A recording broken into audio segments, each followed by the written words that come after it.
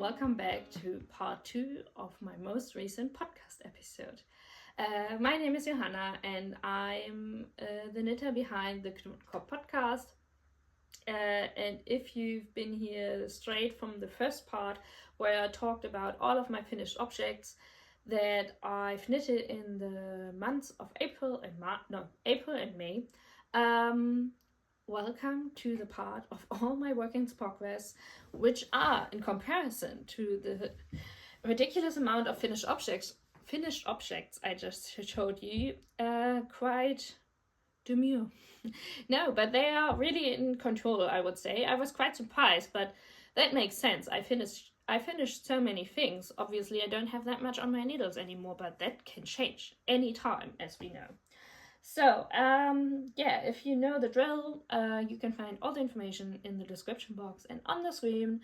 And if you have any questions or need more information, write me on any platform like Instagram, Ravelry, YouTube comments, or check out my modifications that I put into my Ravelry project. And with that, let's get into my works in progress. My most current one is my first knitting project of my spring knitting plans, and it's my Olga Jacket. Let me put on needle stoppers, and I finished the ribbing of the body last night. I still need to do all of the Italian bind off, which obviously takes some time. I think it's funny because people always talk about like sleeve island. I don't have sleeve island issues. I love knitting sleeves, but I have definitely tubular bind off or Italian bind off islands, because it takes me a week sometimes to bind off a hem of a body.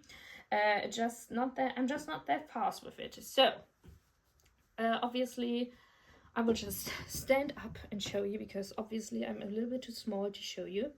So it's Olga Jacket by Petite Knit. I have no idea what size I'm knitting. I will put it on the screen. I'm knitting it in Knitting for Olive Heavy Merino in the color...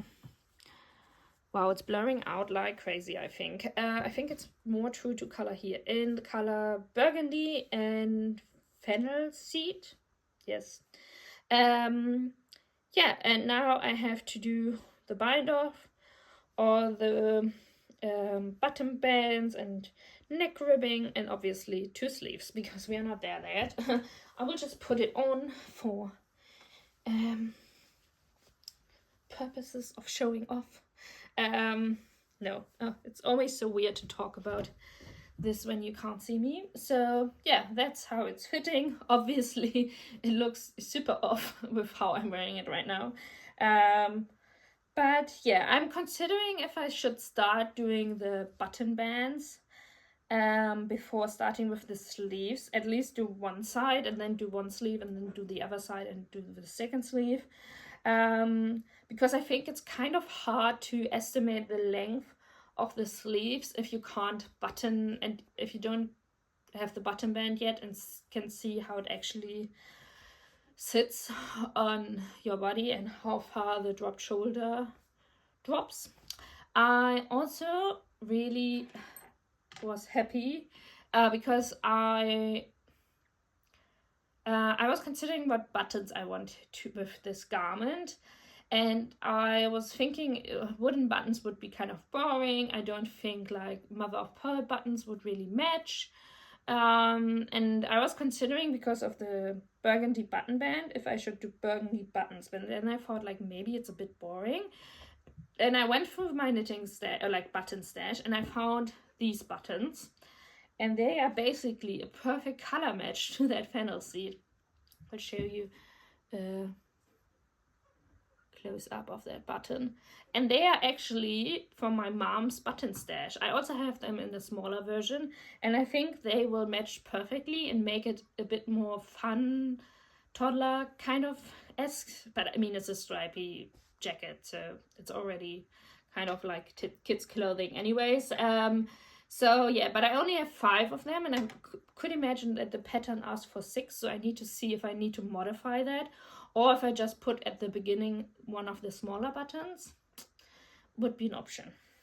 But yeah, I'm knitting it to pattern. I'm a bit off gauge, I think. And yes, I think the body took quite a while. Yeah, knitting flat isn't my forte, I would say. I think the Olga sweater I knitted before went by quite faster. Like, it just took me that long. But now, since I finished my most 2 other garment knits, I think I will make a lot of progress on this one, and probably will have it as a finished object next time. At least I hope so, because it's actually something I could really use now in my wardrobe, especially in comparison to that silk mohair finished Norma sweater I just showed in my finished objects, which isn't that useful at the moment.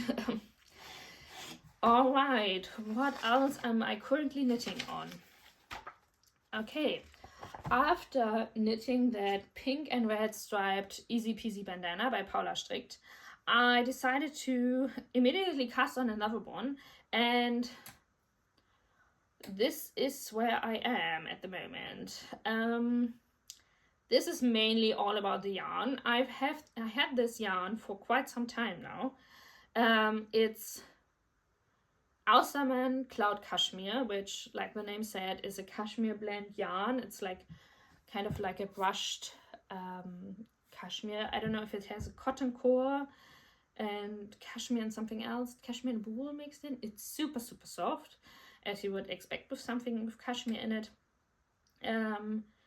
And yeah, I always had this color. I really like this color. It's kind of cornflower blue. Yeah, I would call this cornflower blue. But I couldn't really find anything that would really look great with it. And obviously it's a very soft yarn. You kind of really want to use it something close to your hair, to your neck or to your forehead. And it's also an odd quantity. I don't know exactly what the meterage is anymore. But yeah, but the good thing with the Easy Peasy bandana, you can just knit it until you used half of your yarn, and then start decreasing. So that's what I did. Also since this yarn is so light and stickier, it just doesn't roll in on itself that much. So I think that yarn suits itself much more to this construction. Yes, and I think it's my train ride kind of project, like my easy. It weighs nothing basically, and it's easy to carry around. The decreases are really, really easy. It doesn't have like a fancy edge or anything. So yeah, I'm really looking forward to having this. Will look probably really, really cute also with this. Yeah, and we'll continue. And probably the moment I cast this off, I will cast on another bandana because after my head phase over the last 3 years, I will now I'm in my bandana era. And yeah, like I mentioned, I will probably cast on that other bandana pattern with the red sample from Paula Strickt afterwards. I've also mentioned that I have always office project, and my latest office project, or my current office project, are a pair of socks. I've showed I could actually get some sock blockers. So I got my sock blockers. I just put it on there. It's not totally finished yet, as you will see in a second, but still I think you can see the colors better this way. Yeah, I mentioned this sock yarn I think a few months ago, maybe half a year ago. It's the Horoscope collection, I think Horoscope 2 or something. Also maybe by Lang Yarns. And the colorway is called Leo. Yeah, and I basically finished the first sock. I just need to cast off I think I always Kitchener stitch the two. Yeah, it's a 3x1 ribbed sock, very boring. Probably would, if the colors if it would be a solid color, would probably be entry to Hanan's boring sock haul, but I don't know if like self-striping socks count as boring socks. Yeah, I think the colors are very springy, very fun. Like I said, a very basic boring sock, and I just cast on the second one, so that's my boring office knit. But it's good. It's like something you can continuously knit on, and I think I often find sock knitting very boring, so it's not something I want to really pay attention to. So it's just something really mindless for the office, and that's just great. And I'm also in no hurry. I have enough knitted socks, so even if it lies there for half a year, I'm pretty fine with that.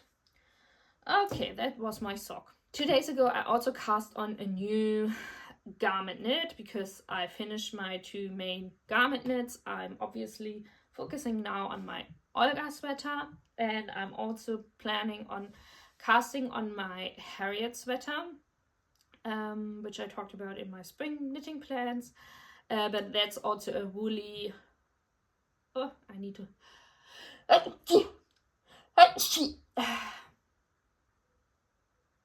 Oh, okay, I'm fine again. Need to sneeze. The Harriet sweater is also a woolly DK sweater with color work, so I think it's perfect because since Norma was kind of a color work sweater, it's the perfect transition into my next one now. But since I'm in no current need to wear that, I am able to wear that, but I already have a lot of woolen thicker sweaters that I am able to wear now during summer when it gets a little bit colder, so it's not my priority, but I'm pretty sure I will cast that on the next month as well. But one thing that was on my priority list and that I also talked about during my all my small needles are flying around, which makes me a bit nervous, which I talked about in my spring knitting plans, is the IVT by Sandnes-Garn, and I got this as a little booklet. I wasn't aware, I think I saw this in a recent podcast episode from someone else, that if you get the paper edition, there's also a QR code in there, so you can get the digital version also for your phone or iPad or something, which is great because I mainly use a knitting app. When I talked about this pattern, I was considering knitting it with a different yarn. I'm still considering this with knitting with that like locally spun fluffy white cream yarn, but I also thought I could knit it with something else, and I need to make some corrections because when I talked about that pattern, I said it's a, what did I say? A dropped shoulder, and it kind of is. I mean, it has a dropped shoulder, but this might be the most complicated thing I have ever knit. And that seems crazy because it just looks like a very basic drop shoulder shirt with like a crew neck and some ribbing at the bottom, and like, why is this so complicated? Because I mean, I've knitted and steeked like all over colorwork sweaters and constructed my own dog sweaters and stuff like that, but this pattern really was like, okay, I have no idea what is happening, I'm just gonna follow the instructions. So I decided to knit the first version basically of this in this blue yarn, which is tangling a lot. Let me untangle that. This yarn I already knitted up in a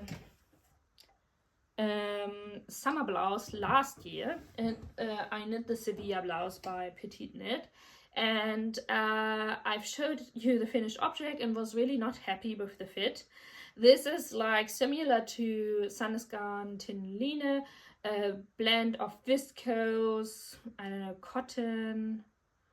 I have no idea what the blend is, to be honest. Like, I will put it on the screen, but it's a blend of different fibers and it's very soft, it's very drapey. I think you can put it in the washing machine. It's a great summer yarn, it's really affordable. It's kind of like a bluish heathered color. I really, really like it. And on a very hot and warm Sunday, I spent basically most of my Sunday unraveling that finished blouse from last summer, putting it back on the Swift, making skeins out of it, putting them into a bucket of water, hanging them onto my terrace, letting them dry in the warm sun, all while wearing shorts and a crop top. And that was my Sunday well spent. So I basically forked that project and recycled the yarn and also washed it so it's not that noodly anymore. And now I can knit a new summer project with it this year. And like I said, I decided to do the IVT because it's like a 3/4 sleeve kind of t-shirt blouse thing. And I thought that's really good for work at the moment for me. But it's also like that lightweight summer sweater you can throw over a crop top or something in the evening. And yes, so I'm meeting gauge, everything is fine. I'm enjoying knitting it, but let me talk about this construction because wow. I don't know if I'm dramatic here, but over dramatic here. But you cast on the back panel, you would think, yes, a normal drop shoulder. But then you start, I don't know how visible this is, but you start doing short rows for these little cutouts for your shoulders, basically. You're not doing short rows for the whole of the back panel, but you're just doing short rows in this area where later on the shoulders are picked up, or the stitches for the shoulders are picked up, and continue knitting. I'm like, wow, I've never done that. Then you continue with normal short rows over the back panel. You continue knitting it straight. Then you will pick up the stitches for the shoulders as also in a normal drop shoulder pattern. But then, and now it's getting even more complicated, you will continue knitting the left and right shoulder, join them into the front, and then you start knitting the sleeves. You pick up stitches for the sleeves somehow. I have no idea how that works because I think it's also not like I know the contiguous sleeve construction from, for example, the Maggie cardigan, Lyon sweater, poppy tee and stuff like that, because that works also different. Then you switch into a round yoke basically, with the sleeves also on the needle, so also more similar to a contiguous sleeve. It's since the pattern is in German, it's called Rundpasse or Rundpasse. And then you you do that. And then you basically knit raglan increases. Then you split for back and front. And yeah, that's that. So you basically have all the constructions I know in one pattern. And I'm really curious if all the work really makes a change. Like if it just looks in the end like every other drop shoulder t-shirt, which is just a rectangle, or if it just makes a really big difference with all the work you have to put into this, and it will fit amazingly. I will report back. You will see it in the next few podcast episodes because I don't think I will have that finished because it's knit on I'm knitting it to get gauge on 3.5 millimeter needle. You can also knit it on 4 because they have like 2 different versions depending what yarn you use. Yeah, I'm really curious. I'm just like following the steps and not question how this is constructed, and maybe I can tell you more about it at the end if all these like different steps and all these different combined constructions are worth the effort. But I'm really enjoying knitting this, so I don't mind putting the extra step. And obviously it's really nice to be challenged again. I've knitted, I think, a lot of constructions now, and I do enjoy knowing what I'm getting into myself, what I'm getting myself into, and what lies ahead, and being like more on autopilot for example, dropped shoulders. But yeah, it's nice to learn something new, and maybe it's my new way to go for all constructions in the future. Who knows? What else do we have? I think that might be all. Oh no, I have one whip left, and it's kind of funny. I've mentioned in my finished objects that I am currently working on a second NMR, and that one is not assembled, so it might be helpful to see it before it is finished. So first of all, these are all my yarn scraps that I haven't put into the donkey yet or the next animal, and you won't see what animal it is because until it has a head it's not depictable, because also the colors are no indicator for that animal, because I decided to make a scrappy animal which is just colorful, just it doesn't have any natural coloring, because I still have a lot of like this single ply really thick yarn left over from different projects, and I thought I can use it perfectly for one of these animals. And I also have all its, wow, where's the last one? I'm missing an arm, which is concerning, but I have all my body parts finished. Maybe I don't have the fourth leg finished. It would make sense. So yeah, this is the body, and these are my 3 legs and arms. I think this is the arms because they are longer and the legs are shorter, which might be weird, but it's a little monkey that I'm doing. And yeah, like I said, it's not recognizable until it's stuffed and has obviously head. I'm unsure in what color I should make the head because I only have of this like really, what is it like? It looks like snot, basically the color. It's really yellowish, palish green left, and yeah, so I don't know yet. And I'm planning on making that little monkey a little like cream colored vest. I had to immediately think of Jack from Pirates of the Caribbean, the like little monkey that always sits on the shoulder of is it Barbarossa? Yes. And which is named after Jack Sparrow. So I really wanted to give it that little personality. And this one is much bigger, as you can see, and I'm doing the next bigger size. So there's even a fourth size, like one is smaller.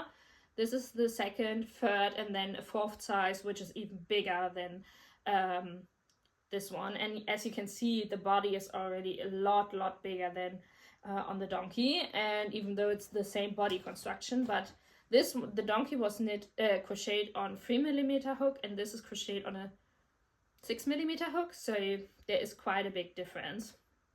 So yeah, I'm currently doing this one, and yeah, I'm really enjoying it. I also got myself one of these like finger counters, which I don't really need that much for knitting, but it's really useful for crocheting, because that's the only thing I don't really enjoy with crocheting. I feel like you have to count a lot more, especially when you do like increases and decreases, because I can't read my crochet that good to see back where I did an increase or a decrease. So I really need to push that button. But yeah, that's my latest little whip. What else am I planning to knit? I can take this down. Yeah, like I said, I'm planning on another little stripy dog pullover, and the next cast on will probably be the Harriet sweater. I've sorted through all of my natural colored like cream, beige, gray, brown leftover yarns and skeins that I have no plans for, sorted them on my desk. You can't really see it, maybe I put in a picture, and sorted them what animals I could do with them. And so there are probably a lot of animals in my future. I just need to see for what animal I have enough yarn so I can sort them through. And yes, so let's talk about the yarn festival where I went. Oh no, I can leave it for the end. So let's talk about the yarn festival that I went to. I went to the Leipziger Stoff- and Wollmesse, I think it was called. It was in the beginning of April. It's it's not only at Leipzig. I think they also have a thing in Hannover, where it's called Hannover Stoff- und Wollmesse. It is where I went to in Leipzig. It is in the Messehallen, where also like the Leipziger Buchmesse is taking place, but obviously it's not as big as that because the Leipziger Buchmesse is quite huge. I wasn't really sure if I would be going, so I wasn't really talking about it ahead of time because I was mainly visiting a friend who also started knitting half a year ago, but I didn't know, she's not that deep into it, I would say, and also I think she's easily overwhelmed by even the yarn selection in a yarn store, so I think I wasn't really sure if a yarn festival would be her kind of thing. So I just suggested to come over that weekend where I knew the yarn festival was happening and put it out there like we could go, but it's not mandatory or anything. Like I'm happy to just see her, but she was really into it. So we went on Saturday. I think it was going on for Saturday and Sunday. You had to pay an entry fee. She had like the student discount, and I think it was €9, and I had to pay full price for a day ticket. I didn't have ticket for Saturday and Sunday, and it was €14, which I found fair, but I think it's kind of a lot if you're just there to look. Like if you're really not there to buy anything, €14 is quite a lot of money to pay to just look at yarn, I guess. I wasn't also really in the market for yarn. I wasn't really looking for anything specific. I obviously looked ahead at all the vendors if there is something that was interesting to me, and like I was expecting, there was a lot of hand-dyed yarn, indie dyed yarn, which isn't like something I mainly knit with, but there were also several like more local rustic yarn vendors, like especially a lot of like alpaca farms. So I thought like, okay, it's worth it for me to check that out, especially because some of these local yarn brands, they only sell their yarn sometimes on these like festivals or markets or otherwise only on their shop, so you are never able to see it in real life. And yeah, so I think we got there around 11 o'clock. It started at 10, and I think in the beginning it was quite not empty, but it was busy, but still doable. It's all in a, what is it, Glaskuppel.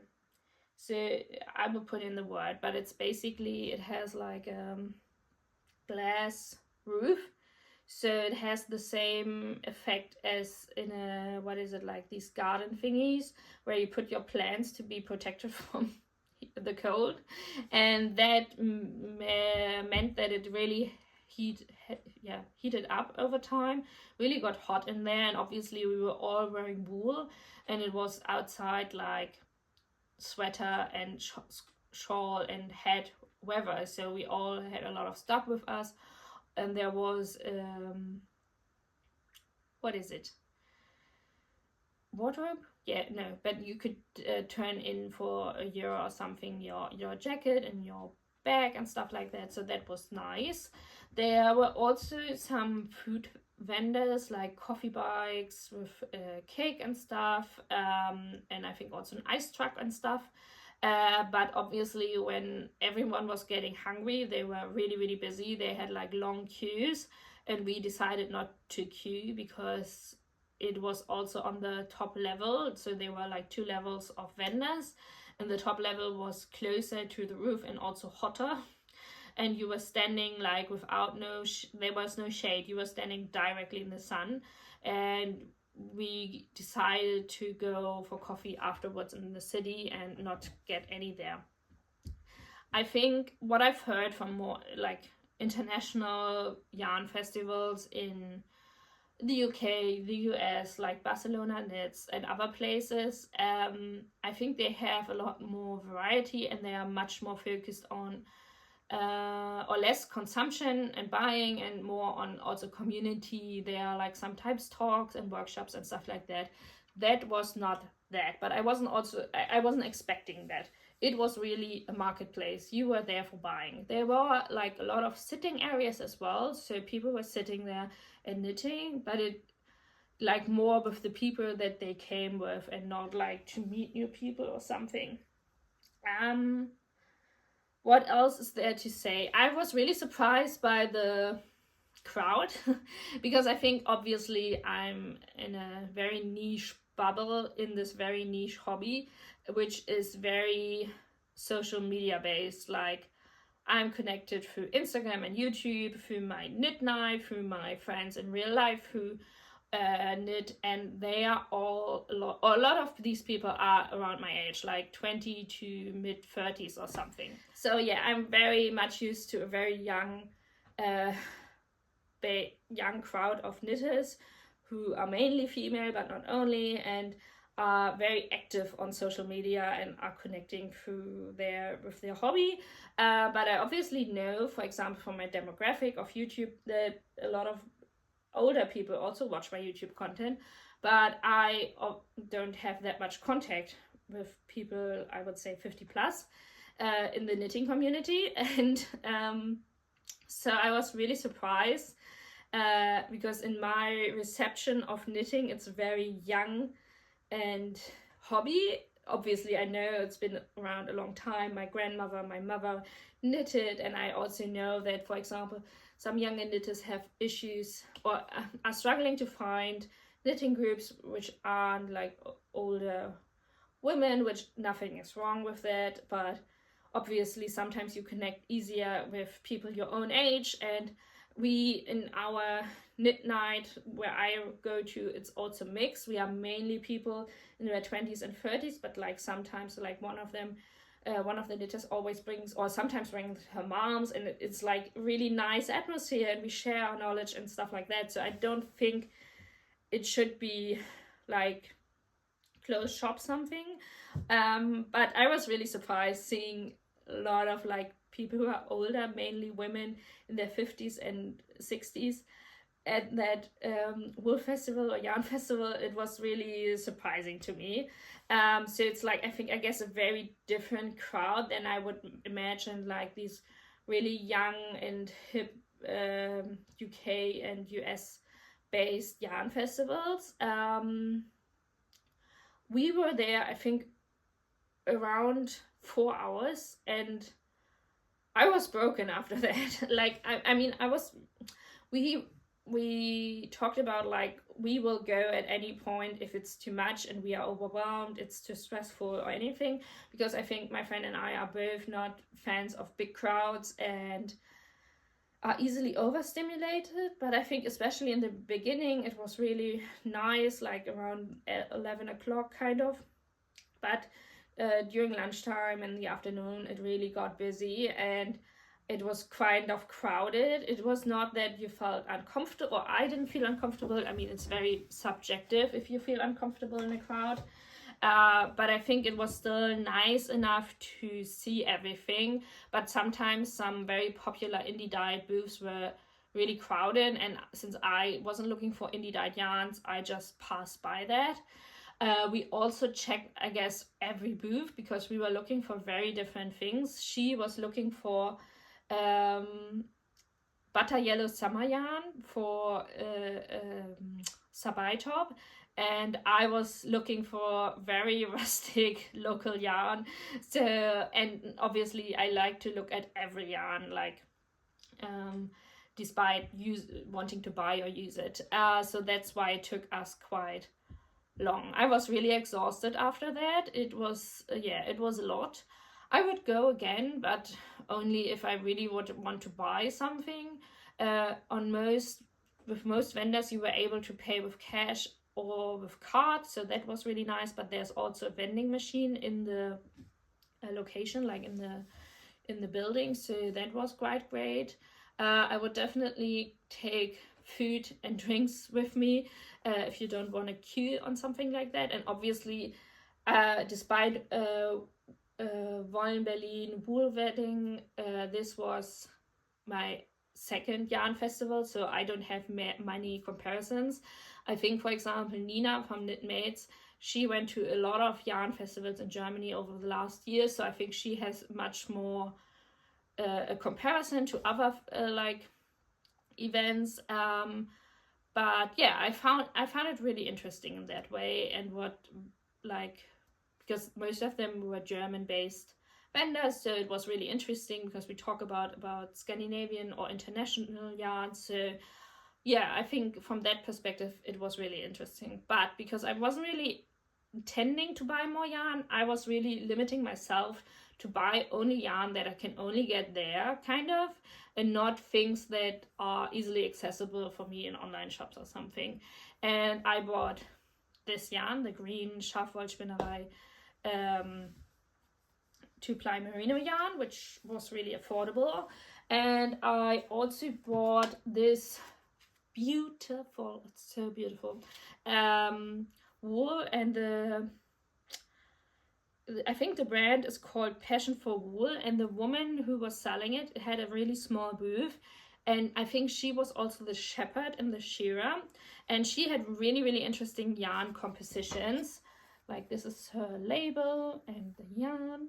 And I was really debating because they were all natural colored, and she had, like, in this dark brown color a lot of yarns, and they were all so interesting, like yarns that I don't see a lot in the north of Germany, because this is a mix of two breeds, 50% Bernsteiner Jura Schaf and 50% alpaca, and I think I've never seen, like, in a yarn store Jura Schaf sold. So this was, like, really, really cool to me. She had, like, other really, like, Thüringer Schafe and stuff like that, really cool, like, different breeds. This is quite drapey, and it smells so woolly. Like, my friend was running around sniffing on that wool the whole time. Like, even she wanted to take one to bed in the evening because it smelled so nice. And this woman, or the shepherd, she doesn't have a website. I think she gave me her card, and you can phone her if you need another skein or something. But yeah, she only sells yarn on these, like, local markets, kind of. And this is 100 gram, 230 meters, so a DK weight.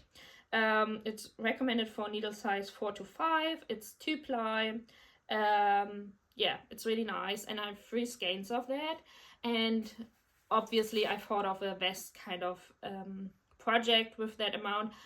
It was 20 euro, I think, per skein, so I didn't really want to buy a full sweater amount because I wasn't, seriously, I have so many sweater amounts of yarn in my stash, I really don't need one. But this was, I think, yarn that I only can get there, and I wanted really to support her, so I made that compromise with myself to get a vest amount, because I think it's too scratchy for something on the neck or on the head. And I'm thinking about making the, I think, Siri vest or something.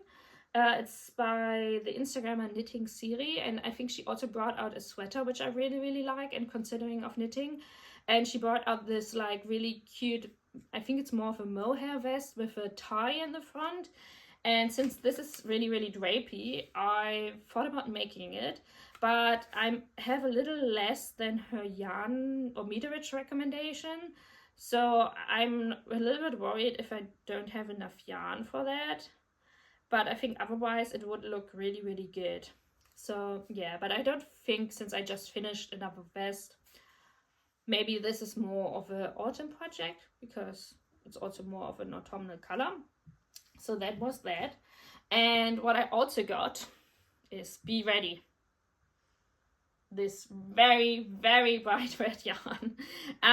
This was also a funny story, because so it's by the vendor Nordische Wolle. I think they're based in Munich. So interesting, because it's called Nordic wool. So I asked him, the vendor, what it has to, like, why is it called Nordic wool? And I think the wool is sourced in one of the Baltic states, like Lithuania, Letland, and Estonia. No, Letland is probably called different in English as well. But yeah, and they used to dye it in Mecklenburg-Vorpommern. So, but now he lives in the south of Germany. I actually didn't intend to buy anything from him, but I saw him in his booth, and he had quite a big booth, and no one was there. And he was like this elderly man, and he was so cute, and all his wool was like in skeins, but they were not twisted, so just like these long bands of wool basically. So really interesting display. And he had like so many fun colors, and we were passing by, and it was like I found him really, really cute, and I felt bad for him because at every other booth there were like people crowding, because this was quite late in the afternoon already, and like there was no one at his booth. So we came by, checked his yarn, but I wasn't really intending on buying anything. And then after a few meters, I was like to my friend, I think I have to go back. I really want to buy something from him to support him. And this is stupid, because when we came back, there were like a lot of people standing there and buying yarn. So I think it was just an odd moment in time when we were passing by that like he had no customers, and probably he's doing well, so no worries. But I just felt bad, and I wanted to come back and buy yarn from him. And I'm so glad, because this red is amazing, like this color. I have 2 skeins of that, and it was I don't know what came over me, but my knitting math wasn't mathing in that moment, because I wanted to buy enough red yarn to make basically a slip over version of a red Olga sweater. I think I've showed this in my spring season videos. There's a red and blue bright Olga sweater that I can't get over, but I think maybe as a sweater it would be too much, but I thought as a slip over with a white t-shirt underneath, it could be really cool. And he has a really interesting way of selling his yarn, because these aren't 100-gram skeins, or you don't really get the meterage as well. Like, for example, these are 230 grams, and the other skein I have is a totally different, like I think it's 200 or 190 grams. And he told me around about what the meterage is, so it's a DK weight yarn, 2-ply. And I don't know, I just totally miscalculated, and I actually bought enough yarn to make a colorwork sweater. I don't think it's enough to make a solid color red sweater, but enough for a colorwork sweater or a whole vest in red. I don't know, because basically 1 skein would have been enough. And these are like, for example, 230 grams are 18 euros, so it's also very fairly priced. It obviously has a lot of hay and vegetable matter in it as well, this one as well, but I don't mind it. I have some ideas for this, but I don't know what they are anymore. I'm sorry, I had like some amazing ideas. I think one is, no, I think I will talk about it when it comes to that, because I'm not sure what I was thinking about despite that red and blue Olga sweater, but I haven't found that perfect blue yet. So, and I'm thinking like I could do other really cool things with it. I was considering that Augustine sweater, which I saw in Me Made May from an Instagrammer which I follow, and it looks so beautiful. So I thought maybe I could do this as the lower contrast color. I will insert a picture or the clip on Instagram, which I was really invested in, but I think it could also look very Christmassy in that color. So we will see. But yeah, I love this color. I look a little bit like a traffic light with this together, but I mean, in separate, these colors are amazing. And if you are interested in buying yarn from him, definitely hit him up through his website. I will leave it in the description box, because he has an online store or online shop, but it's always sold out. It always says it's sold out, but he told me it's always sold out because he's really bad and taking care of it, and it's not sold out. And if you're interested in a colorway or something, just hit him up and ask him. As I said, it's really affordable. McKenna from Intuitive Knits also bought the same color. She was also there at the same time as I was at the yarn festival, but we missed each other, so maybe next time. And she knit a really cute primary color drop shoulder sweater, so that was really inspiring as well. So we will see what this will become. I'll let you know if I remember my ideas. I put them down somewhere. So I think that's all I wanted to say regarding that yarn festival. I really enjoyed it. It was a really interesting experience.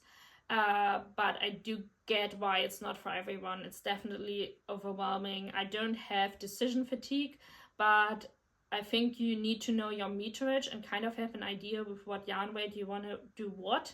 Like, I knew exactly I needed 3 skeins for a slip over, so just having a feeling, because my friend was running around looking at different gauges and she didn't know at all how much she needed for her top in different yarn weights and stuff like that, and I was happy to help and just like did the calculations for her and stuff like that.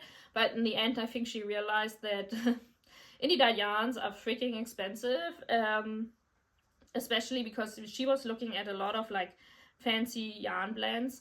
That was the other thing I really noticed, that like very special wool or yarn blends that you not see in big yarn stores or big brands or something. They had like linen and silk and linen and tencel and alpaca and like different silk variations, and I don't know, they had like some like, I think there was also yarn from this Angora rabbit, but in a ethical way sourced, not like with torturing these poor animals. And yeah, a lot of interesting fibers and fibers compositions. Yak and silk was a huge thing, and yak and linen and stuff like that. So I think if you're looking for some like specific colorways or specific compositions, that is really a place to go. The other 2 things I got were actually, I also got wool wash, which isn't that interesting. I just got it there because it was sold out in my local yarn store. And I was also passing by a little booth which sold like woodwork and more, as well, like needles and hooks. And they had like these small 10 centimeter DPNs and 3 millimeters. And I have from CKnit these little DPNs in 2.5 and 2 millimeters, and I use them religiously for knitting my heels and toes on my socks, and I find them so useful because I hate these long DPNs which are always getting stuck everywhere. But I didn't want to order with CKnit just for these DPNs again, so I was really happy to see that they had like 3 millimeters, and this wood is also so pretty. I think it's not, maybe not its natural color, but it's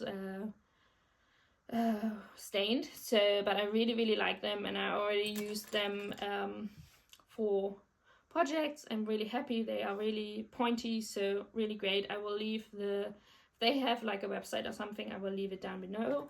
And what I also started buying when I went to Berlin and went to Wolle in Berlin, really restrained myself and didn't buy any yarn, but that was also only because I really bought expensive needles. They have the Chagu fixed needles, but also interchangeable ones, and I got some of the fixed ones over last few months, and they make knitting flat a lot more enjoyable for me, because the stitches slide over the left needle so much faster because the joints are really good, and since it's metal it's just so much more slippy, but in a good way. And I really wanted to have a longer cable, and since I'm using them quite a lot at the moment, I thought maybe it's time to invest. So I got, I think, a 93 centimeter cable and the 4 millimeter and 3.25 needles. And yeah, I already using that cable and the needles on my Olga jacket. So already worth the investment. But my friend who went with me and she's not knitting. She couldn't believe it when I paid nearly 50 euros just for for needles, and she was like looking at her dog and saying like, you're quite a cheap hobby in comparison. But I mean, I explained to her that these are basically the most expensive needles you can get on the market, so you don't need to pay 50 euros for 2 needles and 1 interchangeable cable. And that's all the things that I acquired recently, and I'm out of breath, I'm exhausted, I need to eat my tart, or quiche, it's quiche, tomato quiche that I have sitting downstairs and waiting for me. And I hope, oh no, I forgot one really important thing. So I think basically there's a trend going on to imprint, it's not imprint, but it's stitch personalized thing onto cappies, and a lot of people do it knitting related, and I got a lot of advertisement for non-knitting related cappies and with really cool like stitching on it, and I was like, yeah, but I don't identify with anything that was said on there. And then a friend from my knit night called me a rustikale Strickmaus, which, I mean, my German viewers will understand that, but it basically translates to rustic knitting mouse, and that it's like an endearing term. I think if a guy would call me mouse, it would be similar to babe or something. It would be kind of icky, but I think if like girlfriends call you mouse, it's kind of funny. So I really like that term, and I thought like, that's totally me. I'm a rustic knitting mouse, and so I got it embroidered on a cap. I think, yeah, Julia and Marlene and other people did it as well. Yeah, and I'm really happy with it. The only thing is the brim is quite big. I will put in a picture of me wearing it. And I also got a second head embroidered for a friend with something different, not knitting related, written on it. And I got the link from Marlene and Julia, I call her Julia, but that brim is a lot more smaller. It's a lot smaller, and I think it fits better. So I would highly recommend that seller. I think they get it embroidered, like they all do the embroidery through Etsy in China and then get it shipped to Europe. I think Marlene talked about it in one of her podcasts, that it's quite hard to find German or local companies who do it for the same amount of money. And I think it's a really cool birthday present or just gift to people if you have like a very personal thing you could write on there. And I really enjoy wearing it. And I think it's quite funny, rustikale Strickmaus, especially because a lot of people don't even know what it means. So yeah, that was the last thing I wanted to show. I will leave also the link from Julia and Marlene down. And then my phone died. So it totally just cut me off during the last few sentences or words I wanted to say. So in between now, when I charged my phone, I changed and put on washing and did eat my lunch. So yeah, if you're wondering, this is my Olga sweater from last year. So yeah, I will put in the link of for the cappies. Now I'm confused.